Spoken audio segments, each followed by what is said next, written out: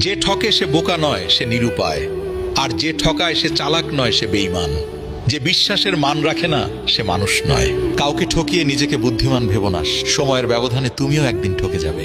যে অন্যের খুশি ছিনিয়ে নেয়, তার সুখের মেয়াদ বেশি দিন হয় না। সময়টা তাকেই দিও যে সময়ের মূল্য বোঝে, আর সম্পর্ক তার সাথেই রেখো যে তোমার গুরুত্ব বোঝে।